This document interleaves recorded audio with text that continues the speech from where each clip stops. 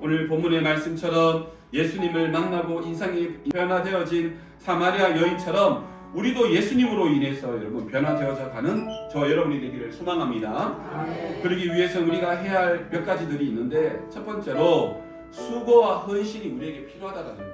여러분, 우리 28절 말씀을 한번 같이 읽어봅니다. 시작. 여자가 물동이를 버려두고 동료로 돌아가서 사람들에게 이르되.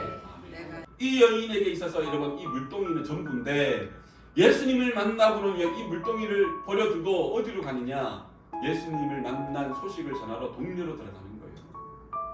우리가 하나님 앞에서 정말 어떤 수고와 헌신을 해야 될 것입니다. 문제는 뭐냐면 그 내 앞에 서 있는 메시아 예수님이 누구인지를 우리가 아는 것이 중요하다. 그러면 우리에게 주어진 수고와 헌신이 여러분 그렇게 어렵게 느껴지지 않는 거예요.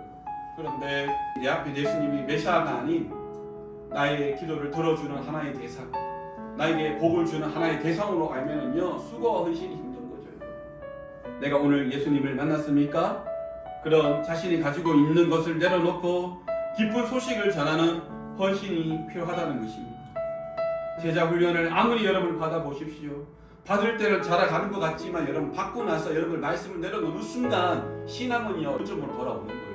여러분 신앙이 여러분 자라는데 그대로 멈추는 것 같죠. 1단계에서 2단계를 성장했으니까 말씀도 안 읽고 기도도 안 하면 2단계 그대로 있는 것 같죠. 천만의 말씀이에요. 여러분 초신자보다 못할 신앙으로 금방 내려오는 거예요. 그래서 항상 우리가 하나님의 말씀을 사모하고 묵상하고 기도의 자리에 있고 은혜의 자리를 사모해야 여러분 자라가는 것이고요.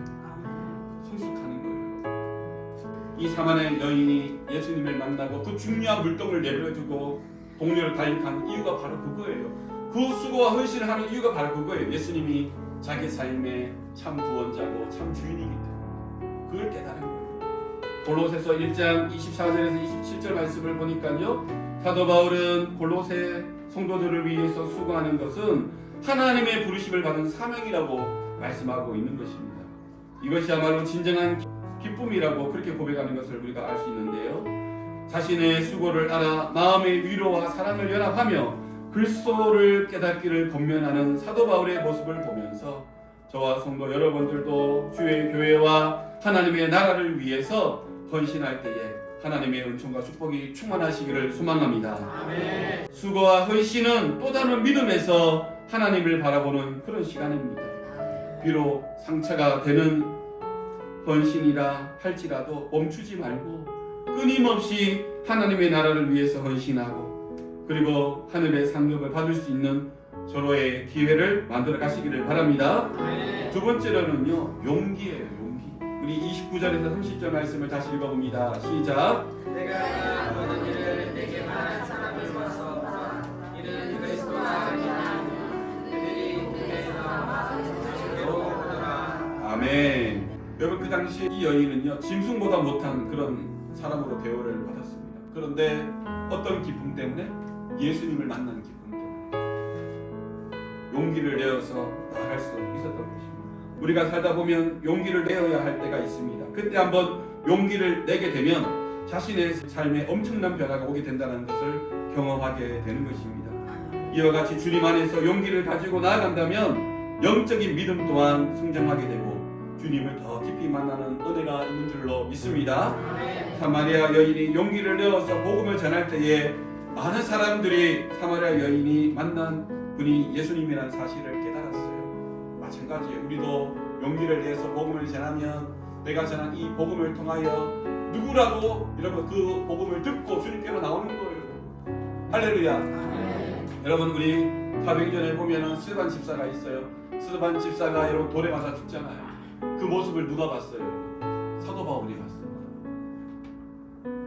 여러분 스데반이 사도 바울이 변화될 거라는 생각 꿈에도 생각 못했어요. 사도 바울은요 스데반이 돌에 맞아 죽는 거 보고요 저 예수쟁이 미친 예수쟁이 하고요 세상적으로 화가 나가지고 내가 이 교회와 이 그리스도인들을 싸그리 제가 잡아다가 처형하리라 그런 마음으로 떠났단 말이에요. 여러분 그런데 그 다메섹에서 누구를 만나는 것입니까? 예수님을 만나는 거예요.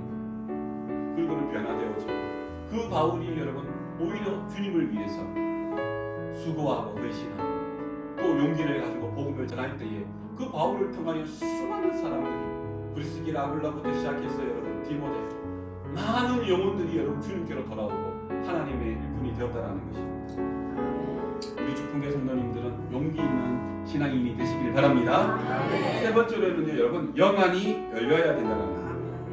35절에 아까 우리 읽었던 말씀과 같이 사마리아 여인이 떠나고 예수님의 제자들이 다가왔습니다. 예수님께서 시상하실 것 같아서 음식을 가져다가 예수님께 전해드렸어요. 그런데 예수님은 먹는 음식 앞에서 제자들에게 어떻게 말씀하셨습니까? 내게는 너희가 알지 못하는 양식이 있다. 너희에게는 먹는 양식밖에 보이지 않는다. 35절 말씀해 보니까 밭을 보라 휘어져 추수할 때가 되었다라고 말씀하고 있는 것입니다. 여러분 우리의 삶이 변화되어지려면요 영적인 영안이 열려져야 됩니다. 육적인 것만 찾으려고 하니까 영적으로 인도받아가는 부분들을 놓치고 한없이 우리가 가는 거 아니겠습니까? 여러분 우리 사마리아 여인도 당신이 하나님의 아들이십니다. 내가 주님을 예배합니다. 뭐 달라고 안 했잖아요. 내가 참된 주님을 만났습니다. 내 마음의 목마름이 해결되었습니다. 주님은 살아계신 하나님의 아들이십니다. 참 메시아이십니다. 여러분 그렇게 고백할 때에 그의 영안이 열려지고 그는 모든 것을 내려놓고 달려가는 거예요. 할렐루야. 아멘. 여러분 이게요 정말 신앙인의 모습이라는 것입니다. 우리는 우리가 만난 예수님이 누구인지를 알아야 되는 것입니다. 어떤 능력을 행하시는 분이신지를 우리가 알아야 된다는 거예요. 예수님이 누구인지 알지 못하면 우리는 내가 원하고 바라는 것만 구하게 되는 것입니다. 그러나 예수님이 누구인지 알고 깨달으면 우리는 제일 먼저 예수님이 내 삶의 누구인지를 고백하는 기도를 하게 되는 것입니다. 그러기 위해서는 우리는 관심을 가져야 하는 것입니다. 말씀에 관심을 가지고 예배에 관심을 가지고 또 하나님의 나라에 대해서도 관심을 가지고 교회에 관심을 가지고 영혼에 관심을 가져야 되는 거예요. 관심을 가지면 영안이 열리게 되고 깨닫게 되는 것입니다. 예수님이 내 삶에 어떤 분인지를 알게 되는 것입니다.